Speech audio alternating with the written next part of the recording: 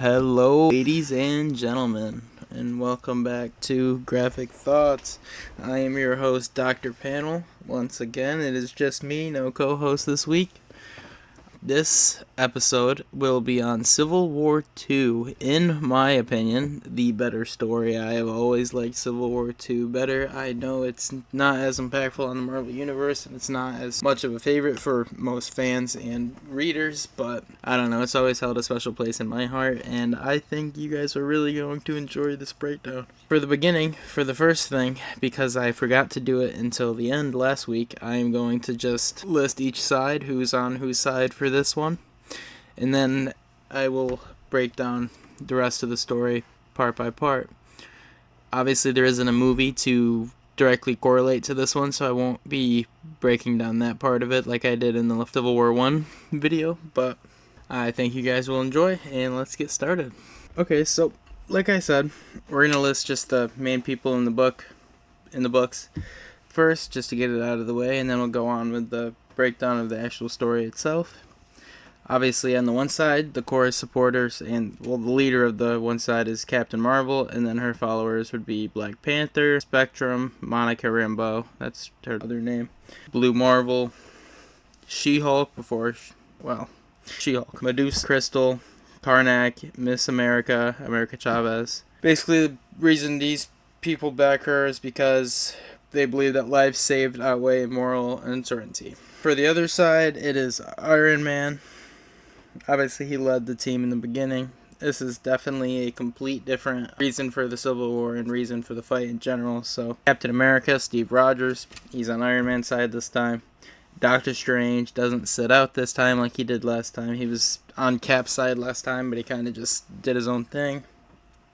Scarlet Witch, Winter Soldier, Hawkeye, Hercules, Vision, Wasp, Luke Cage, and Daredevil.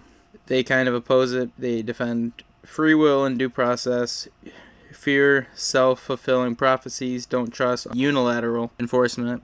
And just for central figures that are in the story but don't really have a side, it'd be Ulysses Kane, Miles Morales, and Bruce Banner. Ulysses Kane is the source of the story, in my opinion. He's basically the main guy in the story. Miles Morales. And then characters who shift or break ranks will be Vision, She-Hulk, Black Widow, and Hawkeye.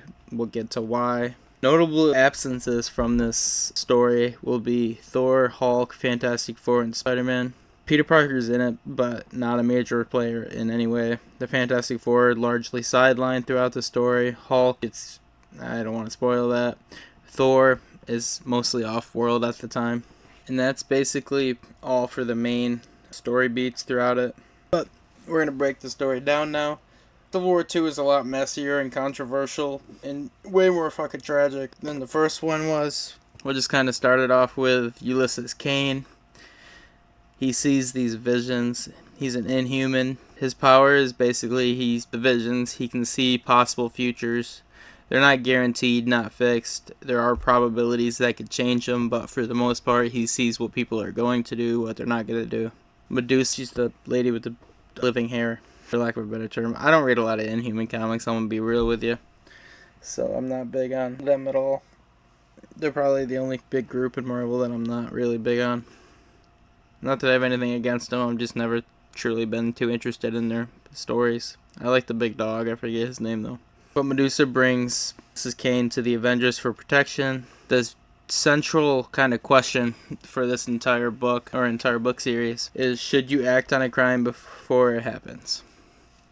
If there's a possibility of, say, somebody killing the president and you know it's going to happen, you saw it happen, you know it's going to happen prior to it, is it right to stop that from happening before it happens? Before they have the possibility to back out, change their mind, let cooler heads prevail, any of that nature.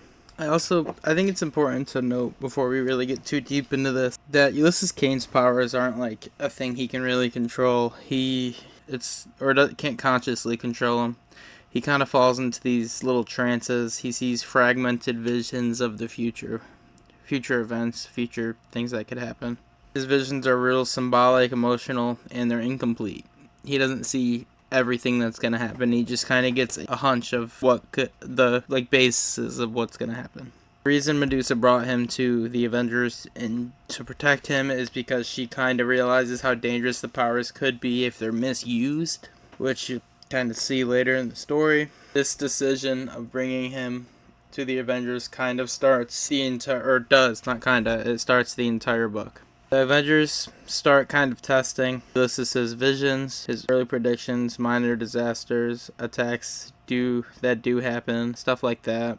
Because he's accurate with these things and because they go the way he predicted that they will go, it kind of creates this confidence in his abilities and confidence that this is going to be something that they can take advantage of and or use to better society. Maybe a little too quickly than they should have, just given the immense possibilities that these powers could condone.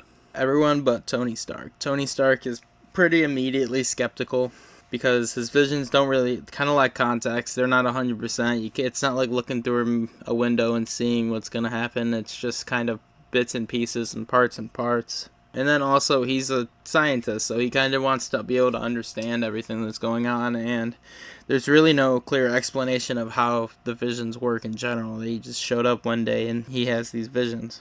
Carol Danvers, on the other hand, the opposite side of this fight, is cautiously optimistic. This philosophical split kind of forms quietly in the beginning. I don't really butt heads or anything about this at first, obviously, because it's a new thing. Obviously, they're learning. They're trying to figure this out before they really jump too far deep into it. And Tony's really the only one that's skeptical at first. Next big thing that really happens, this is kind of the start of everything. If it wasn't just Ulysses King coming, this is kind of the start of the problems that start to form. There's a Thanos vision. Ulysses has this massive vision, Thanos attacking Earth, heroes dying, global destruction. Carol pushes to act immediately because she trusts all of this. She thinks it's a good idea. She thinks this is the future of crime fighting. If you can stop a crime before it happens, is that the right thing to do? She believes it is. Tony argues that they should verify this first. He's on the opposite side. Is it right to stop a crime before it's happening because there is that chance that someone has the opportunity to let better heads prevail or back out or just think better of it in general? All of these are possibilities. But obviously with Tony being by himself here, really with the only one being skeptical, the only one not really being into the idea in general, Carol wins this argument and they move pretty fast. The Avengers ambush Thanos before the attack can really escalate any quickly or any further. Thanos is powerful, prepared, and ruthless. War Machine is killed outright. She-Hulk is horrifically injured while protecting others. The vision was correct. Thanos was coming, but the cost fractures the team emotionally. Obviously, watching your friends and fellow heroes die in front of you, especially once that is what he was saying in the first place, that is a big leading cause to why Carol was so for this guy and for his powers in general. The visions haven't stirred him wrong at all since so far. She-Hulk ends up in a coma. She does survive. War Machine was the only casualty at this initial fight. Grief kind of hardens both sides' ideology. Carol's devastated by Rhodey's death. Obviously, they were teammates. They might have even had a thing at this time in the comics. I don't actually remember. I do know that they had a thing at some point. She kind of reframes the outcome in her head and out loud that if we hadn't gone early, millions would have died. Kind of saying we lost one, but we saved countless others. And then Tony kind of focuses on the opposite. We acted on incomplete information and people died anyway. Neither is really wrong. Neither is lying. Yet at this time, they're both kind of just working with what they got. They are looking at it in completely different ways, but they're still looking at the same circumstance. It kind of leads to prevention becoming policy. Carol begins using Ulysses' visions. Ulysses does not sound right, but it is. Vision systematically builds a sort of response network. The Avengers, Inhumans, Alpha Flight. Crimes start getting stopped before they happen. Disasters are prevented. Arrests occur before actions are taken. Public opinion explodes on Carol's favor. This is kind of the honeymoon phase of pre-crime. Obviously, this is morally questionable because, again, like I will always go back to, if you arrest somebody before they actually commit the crime, there's a possibility they have a chance to stop themselves from doing it, or stop just in general, not do it, change their mind, think better of it, anything of that nature. I think it's a lot. I think it's a good idea in theory, but it's very questionably morally. And I think you'll definitely see that the more we get into this breakdown. But it really depends on how you look at it, I guess. I think they did a good job all again with this story. You can kind of look at both sides and understand it. I'm definitely more on Tony's side here than I was in the last one. I was absolutely on Cap's side. And then leading back to what I said earlier, with Miles Morales not being really on either side, but playing a big role in this book, Ulysses has a disturbing vision of Miles Morales killing Captain America. There's no context, no motive, no timeline. Again, this is kind of why these visions are questionable to trust, because you just get a blanket event. You don't really have a reason or anything why this could be leading this way, what could prevent it, anything of that nature. You just have the actual event itself. Carol's side detains Miles immediately. Obviously, Miles Morales, for those who don't know, as a teenager, has done nothing really wrong. He is the Ultimate Universe's Spider-Man, eventually merged on over to the main universe after I don't want to say shutdown because that sounds stupid, but I'm pretty sure it's just the death, I guess, of the Ultimate Universe. But like I was saying, as to this point, Miles Morales had done nothing wrong. He doesn't even know how the vision could happen. This kind of leads to the real first argument's not really a strong enough word, but disagreement between Tony and Carol. Obviously, they've disagreed on some things and they've morally looked at things differently, but this is the first big thing to really happen. Tony confronts Carol, says you're arresting people for thoughts now, which again is kind of the issue here. Whether or not these people actually would have or did or will ever commit the crimes that they are seen to be committing is kind of questionable. Carol responds, I'm stopping deaths before they happen. In this moment, this is kind of when the war becomes personal. Tony kind of goes to war quietly. It's not like a full blown out thing like it was in the original Civil War. Tony starts investigating Ulysses himself, like under wraps, not really with anyone else involved. Other than Beast, Hank McCoy. He brings in Beast to analyze the power. Tony's biggest fear, really, and this is the visions are self-fulfilling. Acting on them creates the future that they're trying to stop. For example, Thanos. Whether or not Thanos was going to attack soon, later, the fact that they went there and attacked him first, it's pretty much guaranteed now that he will attack. I think it's very similar in that plot point to the original Civil War, with obviously Tony and the Superhuman Registration Act being there to kind of prevent superheroes from going too far, prevent innocent lives from getting taken, all this stuff. At the end, it basically turned out the exact opposite. They basically guaranteed everything they were trying to prevent. That's kind of what Tony is saying is going to happen here. By stopping these crimes before they happen, we're basically guaranteeing that these crimes eventually will happen. Meanwhile, Carol doubles down, more surveillance, more preemptive action. They stop communicating really as friends at all. So another big, relatively breaking up of the Avengers here. Ulysses has another vision. This time it involves Bruce Banner. Bruce admits that he's terrified of becoming the Hulk again. Obviously, for those who don't know about Bruce Banner, he's basically a small, frail scientist trapped inside a monster. A real Jekyll and Hyde type situation. Hulk's always been one of my favorite characters, and I liked that he played a relatively big part of this. Well, maybe not a big part, but he plays a part in this book. I like that because he doesn't really play a part in the other books, in the original Civil War. Obviously, afterwards it leads to Planet Hulk, but wasn't a big player in the original. And this kind of leads us to the second tragedy of the book. As Bruce Banner, he secretly gave Hawkeye a failsafe weapon and asked Clint to kill him if the Hulk ever is to appear again or return. And during a tense confrontation, Bruce makes a sudden movement and Hawkeye shoots and kills him. No Hulk ever appears, but that's what happens. Was Clint honoring Bruce's wishes, or did he did the vision make him pull the trigger? Is kind of the question. In my opinion, it was absolutely fucked up for Clint to do this. I know he was given this weapon in case it ever happens, but the fact that it didn't happen, and again, I don't really support the idea that you can stop somebody from committing a crime before they ever commit it, because there is always that opportunity that they change their mind and don't commit it. This death absolutely breaks the community, the superhero community, the normal citizens. This is, if not more impactful than Rhodey's death, it is right up there. It is just as impactful as Rhodey's death.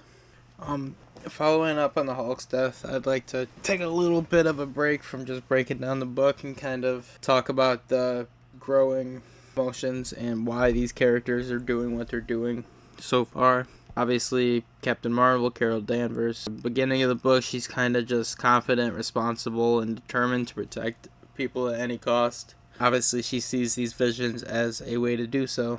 The catalyst to her kind of stepping even further into this is War Machine's death. It shatters her emotionally. Kind of turns this grief into a certainty that if I act fast enough, no one else dies. This eventually does lead her to detaining Miles Morales and then obviously backing Bruce Banner's confrontation, which eventually led to the Hulk's death.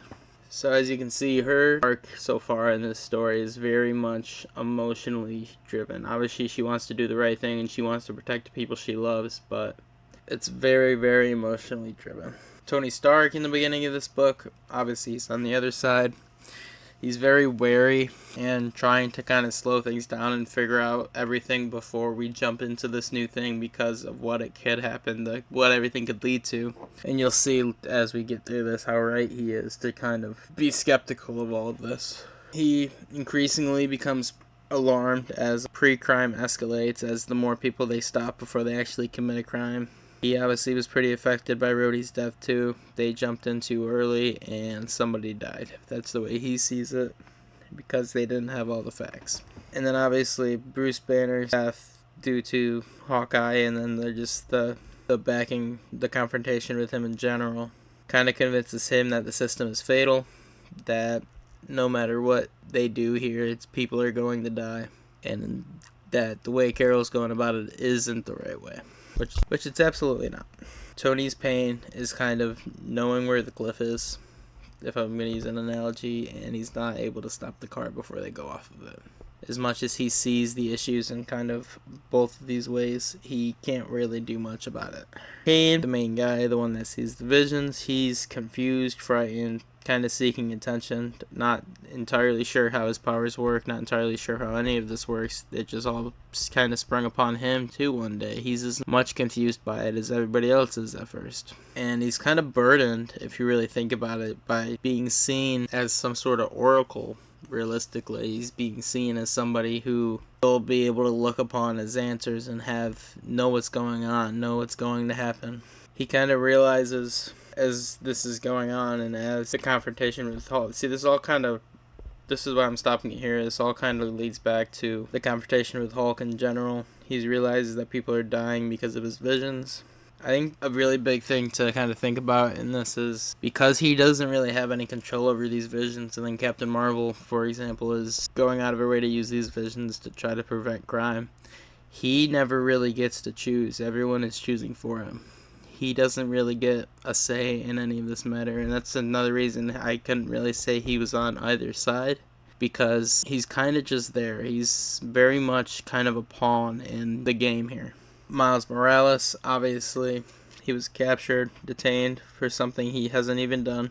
He kind of realizes that even though he's a hero and he has all these powers and he's fucking Spider-Man, at this point he is a criminal in their eyes and he is captured by the strongest team in the world. What is he gonna do?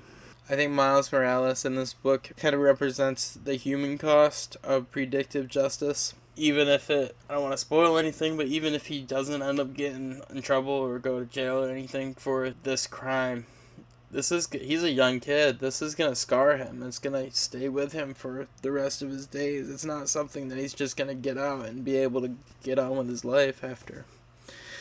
And I think that's important to look at, because it's not So much in these superhero comics, you kind of get lost in this. Obviously, the superhero aspect of it, that's what you're reading it for, but characters are also human and they have actual lives and responsibilities and fears and emotions that you generally don't think about as much as you probably should sometimes. And I think him being in the story and put in the position that he's in, it genuinely makes you think and it brings out that in you.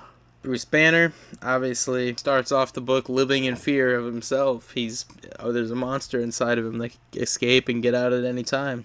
He kind of accepts at one point that the Hulk might return someday, and he admits he asked Hawkeye to kill him if it happens. Although, due to the confrontation and how that went and the prejudicial measures that they are starting to push upon everybody, he's shot before Hulk emerges, and he dies before Hulk emerges. A tragic inevitability. I think Bruce's story in this book specifically is very much kind of consent erased by fear. Obviously, he gave Clint the power and the ability to take him out if need be, but it's realistically just because he's afraid. He knows what the Hulk's capable of, and he knows what he's capable of once he loses control, and he doesn't want to hurt anybody. It's a shame that he got taken out so early in this book. It's a shame that he got taken out at all. And then we're going to move on to the killer himself, Hawkeye. See, I'm a big Hawkeye fan. I've read just about every Hawkeye book there is out there.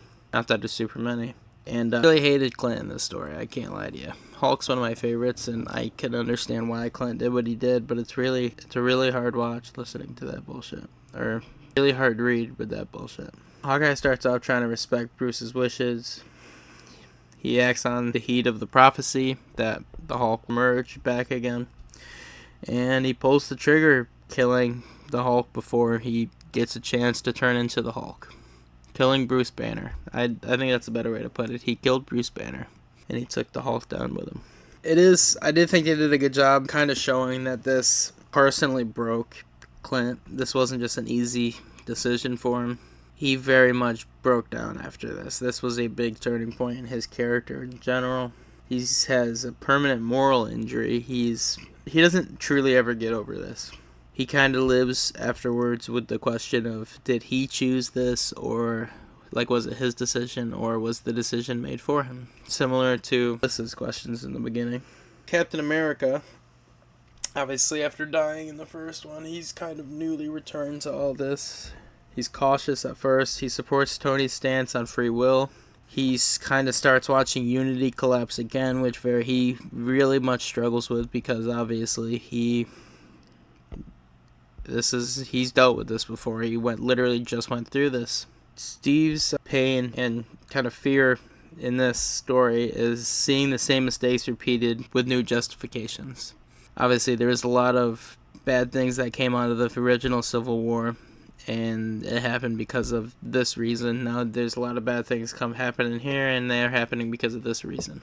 We haven't really gotten to Black Panther in the book yet, so I'll bring him up later. I mean, I can kind of break some of it down now. He supports Carol at first for global stability. He accepts pre-crime as necessary evil. Once Banner gets killed and then Miles Morales gets detained, he kind of starts questioning everything. T'Challa chooses order, kind of. He chooses Carol aside because that's in his eyes, the right way to go. He's looking for peace and justice, but he very much starts to question this around this time of the book with Bruce's death and Morales, obviously, getting detained. She-Hulk, she's confident in lawful prevention. She believes in just what Carol believes in, backs her all the way, supports Carol's framework. She nearly gets killed by Thanos. She gets put into a coma, obviously removed from the conflict in general for the rest of the book. Her absence, in a lot of ways, speaks more to it than anything she could have really added afterwards, because her injury is very much a warning that no one really seems to listen to. That these visions, they might be able to give us some answers, but they also can give us a lot of tragedy that we need to keep in mind too. Beast, Hank McCoy, kind of started off neutral, analytical. He's horrified by Bruce Banner's death. Hank kind of represents science ignored in the favor of certainty in this book. He doesn't really have he didn't pick sides for the longest time. He was kind of just relaxing, but Then he starts helping Tony kind of get to the bottom of Ulysses. So we got the characters broke down and kind of their reasons for what they're doing, and then their shifts in emotional states and character traits throughout the beginning of the story. We left off at Bruce Banner being killed by Hawkeye. Following the events of that interaction, the world chooses sides. The media kind of explodes with, because it wasn't like a secret that Bruce Banner got killed. System, they believe she's doing the right thing. She believes that if you can stop these tragic events from happening before they get a chance to happen, then you're going to save a bunch of lives. It's a flawed system, but that's what they believe. Tony's argument becomes clearer. He believes that we didn't stop Bruce from becoming the monster. They just made his death inevitable. When they say they just made his death inevitable, what he kind of means by that is they didn't give him a chance to turn. They didn't give him a chance to become the Hulk. They didn't give him a chance to cool off and not become the Hulk. He made a sudden movement and they took him out. That's, in my opinion, the biggest flaw in Carol's system. There's always that chance. They don't take the action. They don't do the crime. There's always a chance that people change. If you arrest them before they get the opportunity to make that choice, then are we really arresting criminals or are we arresting innocent people? That's really the way to look at it. Carol believes the exact opposite, really. If we hesitate, people die. Which is fair to a point, but there's a lot of flaws, again, like I mentioned throughout the whole book in that side. I'm clearly on Iron Man's side in this, but I think it's important to understand both sides, and it's very, very, very easy to be behind both sides depending on how you look at the story and how you look at the events throughout the story.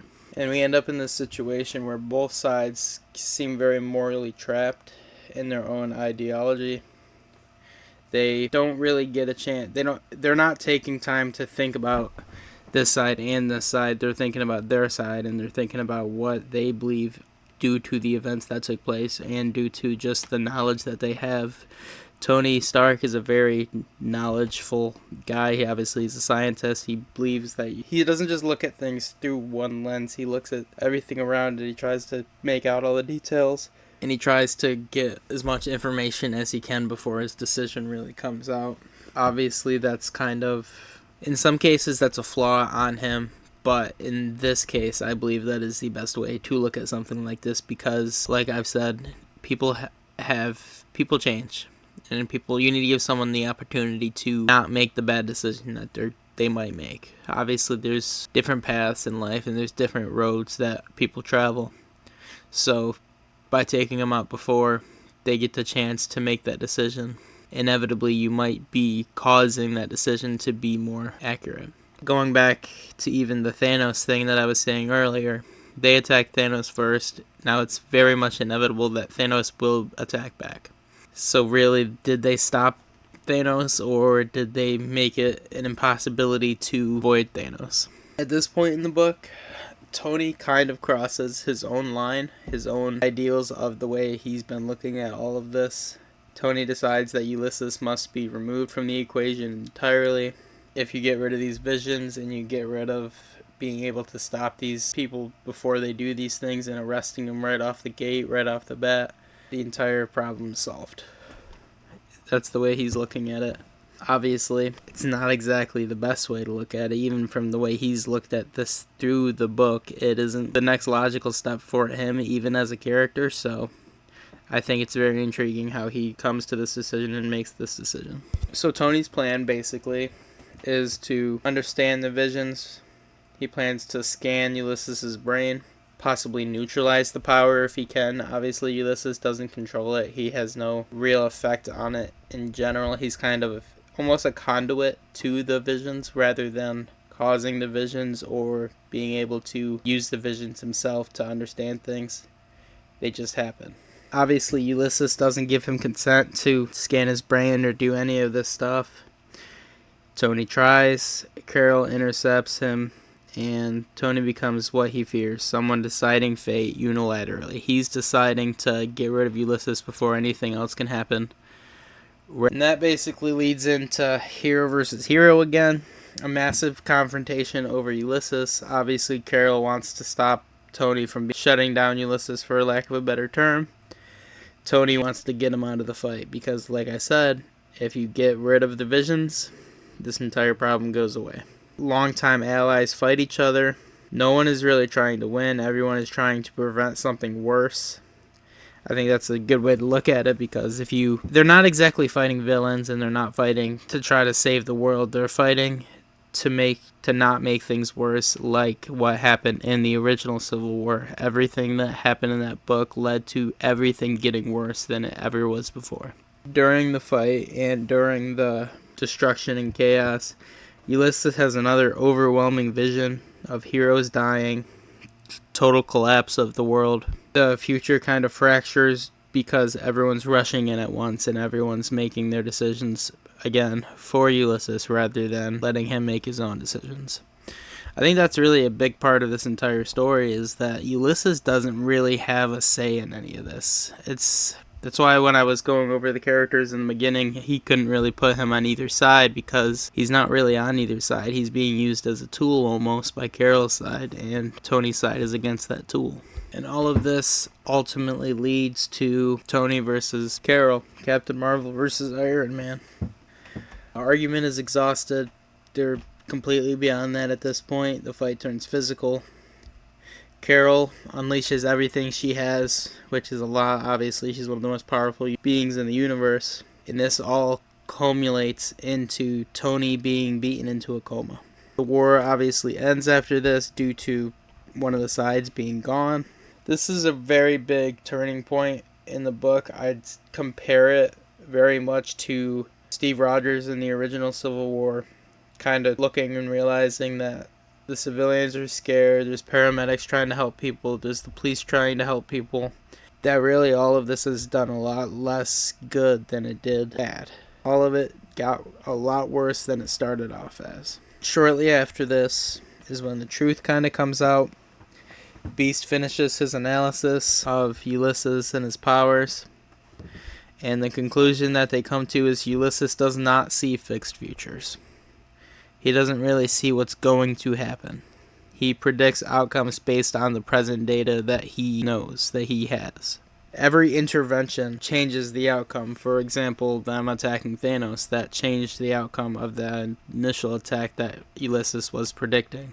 The visions were never guarantees. They were truly just guesses. Sounds bad, but they really were just kind of guesses. His visions, because of stuff that he knew and the data that was collected in his brain. And that kind of leads everybody to knowing that pre-crime, that Carol's initiative, stopping the crimes before they happened, was built on an illusion of certainty that really was never there. They couldn't ever truly be certain of the events that were going to take place. They merely had hunches almost. And this kind of leads us to the end of the book. It ends without really any closure. Carol dismantles the system. She accepts responsibility quietly. She just kind of, in her head, realizes that she was in the wrong. Ulysses leaves Earth and evolves into a cosmic being.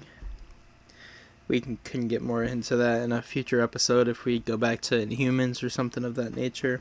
I'm going to tell you right now, there's not a likely chance I'm going to be reading much Inhuman books for this channel. I just am not very much into the Inhumans. I think I mentioned that earlier.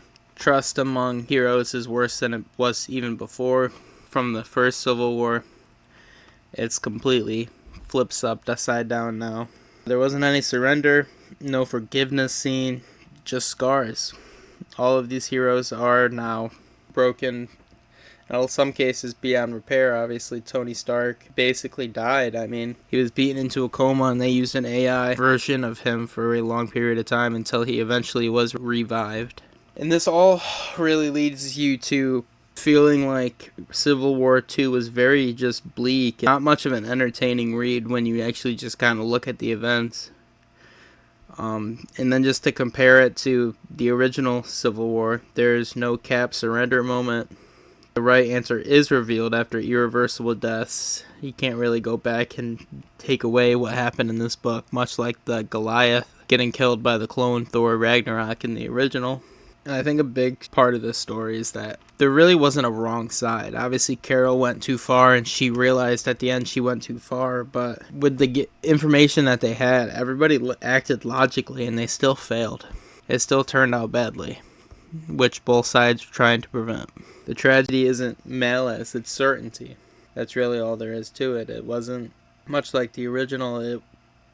They wanted to stop bad things from happening, and once again, if not worse things, just as bad things happen. So I think that's a really good message, and I think it's a really good thing to kind of, if you not necessarily use it in your own life, to kind of just keep in mind, because there is a lot of times when you try to do something to prevent something from happening, and it ultimately either happens or it just leads to worse things happening in its place. And then I kind of want to break down why this book was as controversial as it is, not just to mention the deaths, obviously, that happened in it and the way the story took place. A lot of people weren't too big fans of it. But it was definitely one of those things where once you see it, you can't unsee it. A lot of people looked at Civil War II as being very forced, and that's kind of because it actually was, in a legitimate editorial, like, business timing kind of way. Marvel needed another Civil War-like event. The original Civil War was in 2006, was a massive sales success, a pop culture taking point. It was everywhere. It is one of the biggest stories, not just at Marvel, but in comic book history ever. I mean, it's still being discussed to this day. I am currently talking about these on my podcast now, and the original book was in 2006, and I want to say this one was in like 2016 or so. And then by the time this story was coming out, they also just wanted another wide event, kind of including the entire Marvel Universe. They wanted another hero versus hero kind of conflict, which is mainly because it's a very marketable thing. I mean, you think about it, Batman vs. Superman in The Dark Knight Returns. That was very big. It led to the Batman vs. Superman movie. Obviously, we got Godzilla vs. Kong in the same year as a movie. These heroes versus heroes is always going to be a very interesting and very intriguing story that's being told or can be told. So obviously they wanted to capitalize on that again if they could. And then they also kind of looked at Civil War as a brand more than anything. And if they can use this brand to continue making more things out of it, then that's even more money for them. And then another big thing, obviously, at the time, the MCU was working on the original Civil War movie, which was released in 2016. So I'd like to think also that, I don't know if this was really like put out in the open that this is another reason why, but I definitely like to think that they wanted to capitalize on the release of the movie. They wanted to get as much money back as they could, because obviously Civil War, if it wasn't already mainstream, which it was, it's going to be even more mainstream to people who didn't read the comic books because of the movie. And then releasing a Civil War 2 might get them into the comics, and or just maybe people thinking it's similar to the movie or connected to the movie that could get them to read it. And this isn't really the first time that's happened. A lot of the Marvel movies, whilst they're coming out, the comic books around that time are very thematically similar to the movies to kind of correlate with them. I'm not the biggest fan of that, but I do understand why they do it. If you go watch the original Thor movie and then you see Thor, a comic book of Thor, and he looks relatively similar, is doing a relatively similar thing, that might intrigue you to pick that up and continue on with the story. It's again really just to capitalize and make more money, as much money as they can. But then again, there's also a catch to that. Obviously, the MCU story was going to take a lot of inspiration from the original, and they didn't want to just use that again, or really it would have been real lazy and probably not nearly as good as the story if they did reuse that again, like the Superhuman Registration Act or anything of that nature. So I think they wanted something that felt like Civil War, with the hero versus hero, sides picking sides, but they didn't want to reuse the registration, which is where pre-crime came in. On paper, it's a high quality concept to just think about, morally complex. Like I said, throughout the story you can kind of pick each side, and I do love the story, but I do think it's a lot of the characters kind of act out of character, if that makes sense. Specifically, if you think about Tony, for example, he's acts completely different than he did in the original Civil War concept. And then another downfall I would say about the book in general is they kind of wanted to keep escalating, even if at points in the book it kind of logically would tell you that's kind of the stopping point, or that's kind of the where you need to let it go. but it kept going. So a lot of characters weren't necessarily written to the history of the character or what the character's done or have done in the past. It was a lot more written to fit with the narrative or the premise of the book itself. And then I think this is also important to kind of point out. Captain Marvel has been in the comics for a while now, but at this point, with Civil War happening, not too long after Civil War is when they were going to introduce her to the mainline MCU.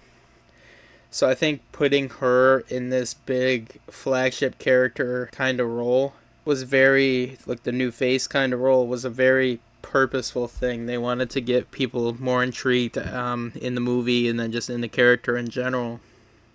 Kind of preparing her for her MCU debut, elevating her to a leadership status in the comics. They wanted her to matter. They didn't want her to just be a side character or pawn in the game. They wanted her to be a big central figure of the entire story. But at the end of the day, Civil War stories kind of require someone to go too far.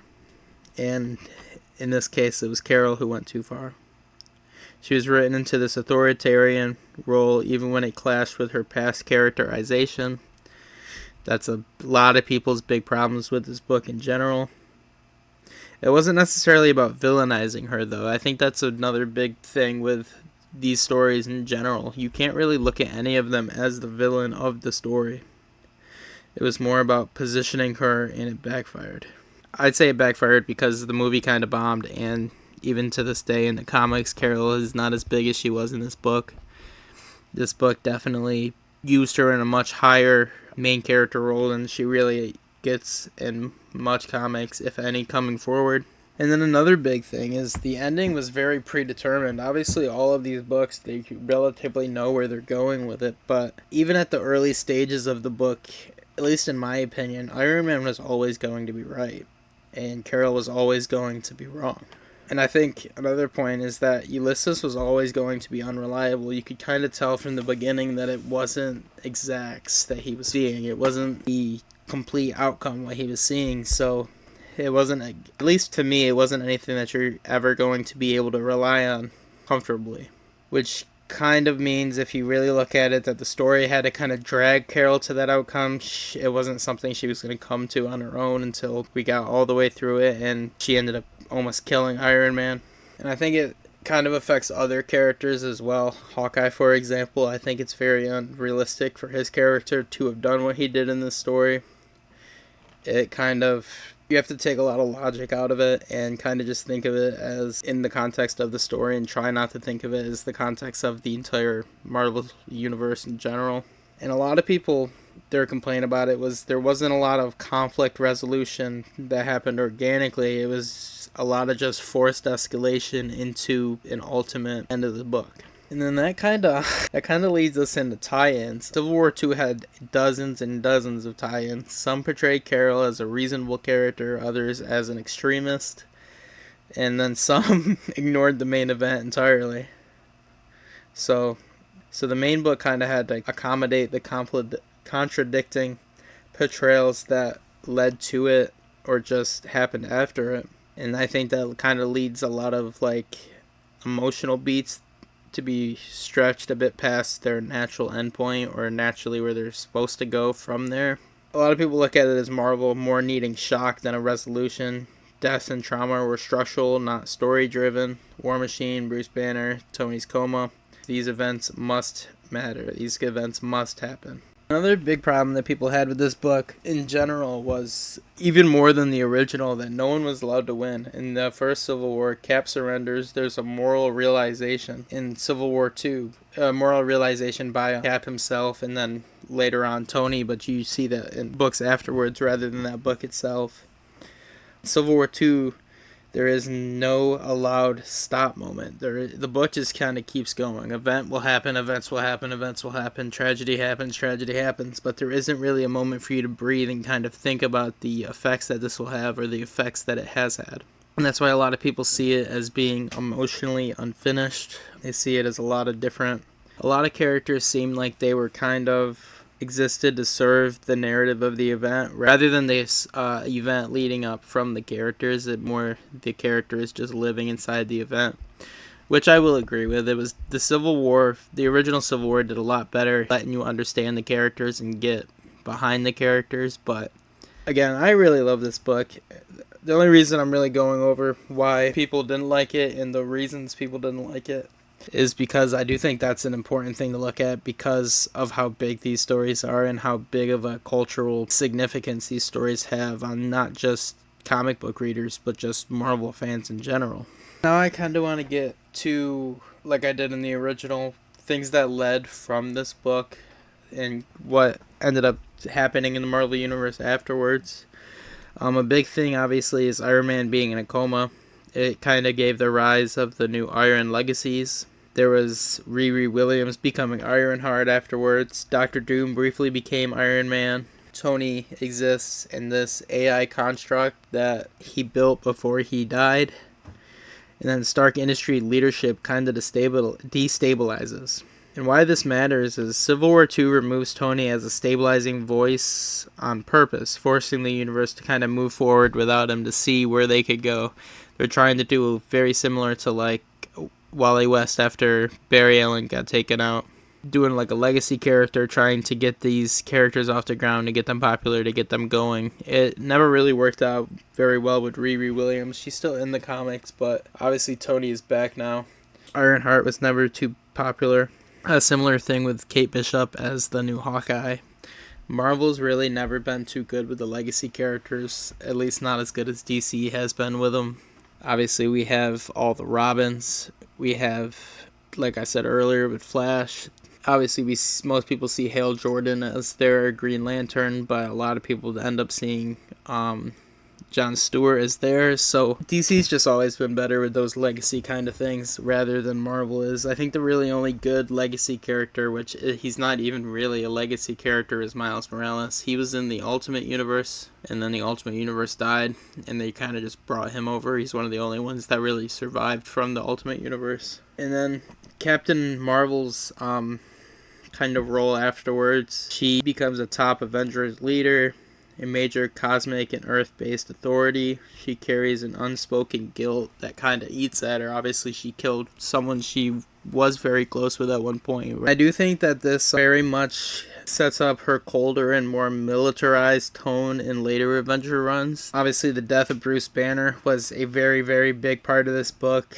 One of people's least favorite parts of this book. This is a very much a long-term kind of payoff. Bruce eventually does return in Immortal Hulk. His death becomes a foundational to the Hulk horror mythology. Themes of punishment, resurrection, guilt. He feels all these things after obviously coming back to life. And then even Hawkeye, his trauma and guilt, it feeds a lot of later Hawkeye stories and Avenger stories in general. And I'd argue that this is actually one of the better things to come out of Civil War 2, is that it did give Hawkeye, for example, kind of a deeper character edge, and Immortal Hulk was really good, so that's always a plus. Miles Morales. Obviously, Miles was detained for a crime he didn't commit and had no idea he was going to commit. And this leads to Miles being a lot more cautious, less starry-eyed about hero systems. It very much forces him to grow up a lot faster than he originally was or planned to. His distrust for institutions and the government as a whole in general, it deepens. And it's quite subtle the way they do it in stories afterwards, but it's very, very long-lasting in his character growth. The more you read of him afterwards, the more you actually see the effects that this story took place on him, and that's another thing I think they did very well with not just going back to the same old character and him not just pretending that none of this happened. You could see that this did affect him and it did change him. Maybe not for the better. A bit similar, I guess not very similar to the original Spider-Man in the original book, the original Civil War. Obviously, his life was destroyed after the events of Civil War, and it took many, many years for it to even come close to going back to how it was. I don't really read modern Spider-Man comics because I don't think they're very good. I don't think they are able to tell as good of a story with them because of a lot of things that happened based off of, like, after the original Civil War. I will touch on Ulysses a little bit more here because I'm probably not going to read much stories with him in it again. Like I said earlier, he does become a cosmic observer. He kind of ends up taking on this role as representing foresight divorced from morality. His thread never becomes mainstream, but it kind of lingers throughout the depths and the backside of the Marvel Universe. Another big thing that leads after this story is obviously the Avengers' trust collapsing. Another hero versus hero war with no closure leads to a fragmented Avengers team, weak coordination between heroes, emotional distance between longtime allies. Very similar to the original book, it kind of left most of the Marvel Universe and the Marvel teams distraught and destroyed, and not nearly the same as they were prior, which in turn makes Earth a lot more vulnerable. And then obviously the biggest thing that this leads to, the Secret Empire becomes possible due to this. Tony's gone, heroes don't trust each other, Carol is emotionally compromised, Steve Rogers turns into Hydra Cap, rises with little resistance. If Civil War II hadn't fractured the trust between heroes and again after the first Civil War, but didn't kind of leave them in this fucked up state, Hydra Cap's takeover would have failed, maybe not immediately, but it wouldn't have been able to grow and get to the point it did as fast. And then going back to like Ironheart, for example, the Legacy era is very much kicking off after the original or after the second Civil War. They introduce Ironheart, obviously, like I said. They introduce Miss Marvel, Sam Alexander. Legacy very much becomes the theme of Marvel going forward. Younger heroes kind of question old leadership very openly. Civil War II very much escalated the next generation of Marvel. And it also leads to Avenger versus Avenger being much more normalized. This is hero-on-hero conflicts becomes routine, moral absolutism increases, smaller disagreements escalate a whole lot faster. The universe never fully recovers in the sense of unity, the sense of heroes absolutely trusting each other with their lives like they used to. Obviously, as of much later, Tony Stark does return. He's very different, though. When he comes back, he's less impulsive, more withdrawn, more cautious about leadership, haunted by being right, but it was too late. He doesn't ever really fully reclaim his old role as the leader of the Avengers, but I do think it's interesting. I'm very much like the original Civil War. The Civil War II doesn't necessarily lead to any one clean sequel. It leads to weaker institutions, stronger individuals, less trust, and more authorization. It's very much a story about a system breaking and never quite being repaired. And I think this is kind of going back to the problems people had with it. I think a lot of the people having issues and not enjoying the story as much as the original led to Marvel walking back a lot of the character arcs in this story. For example, Carol, she was written as uncompromising and willing to detain people pre-crime, comfortable with acting as judge and the enforcer. Later stories very much emphasizes her guilt, her self-doubt, and her return to protect her first values. Less of an authoritarian figure and less of a, this is the way we're going to do it, and that's the bottom line. It very much shows afterwards that leadership roles are reframed as more of a burden than they are a righteousness or like an honor. And then in a lot of comics afterwards, her harsher actions during this comic are just very rarely ever referenced or directly acknowledged. And then just with the whole pre-crime idea in general, they obviously go very much back on. I mean, even at the end of the book, Beast confirms that the villains were never absolute. And then later comics treat pre-crime as a clear moral failure, a cautionary tale, if you will. No future storyline really ever defends it or tries to bring it back up as a good idea. And then going back to Immortal Hulk, obviously they walk back to his death, fundamentally making Bruce Banner unkillable after this. Victim of systemic punishment, his death becomes part of a large metaphysical cycle that Hulk will be killed and then come back. Even other characters killed, come back. This is obviously it's happened in the past, but this is very much where all of that starts a lot. And then obviously following the Hulk, we'll go back to Hawkeye here. Later stories very, very much focused on his guilt, emotional damage. The act is treated as tragic, not heroic, which it is. Obviously, at the time, he didn't really think about it as I'm taking out a hero. He thought about it as I'm taking out a threat. And then they kind of, and like I was saying earlier, they looked at Ulysses in the beginning of the book as something of an oracle. Obviously, you just at the end of the book and then in future things, he leaves Earth entirely. He evolves in a cosmic observer, effectively removed from human decision making, which was the best thing for him, specifically because I don't think he was that interesting as a character. But I think the story around him is a lot more interesting than he was himself. What makes it a lot different from the original is, at least in the original, you can look at both sides still, even afterwards, as you can still understand them. In the Marvel Universe itself, they kind of reframed it to pre-crime is treated as a core mistake. Carol's side bears much more of the burden and responsibility of everything that happened. At the end of the day, I thought it was a good story. Definitely not as probably impactful as the original Civil War. It definitely wasn't written with as much care, I'd say. There's always been something to the story, though, that I really liked. I don't know what it is. I think it... honestly, as much as people didn't like it, I think it was all the tragedy. It truly did feel, when I was reading it when I was younger, that it was going to change so much because of everything that happened. It seemed like it was going to be really hard to walk back a lot of the things that they did. Eventually, they do walk back everything because that's just how they do it. But at the end of the day, I thought it was a really good story.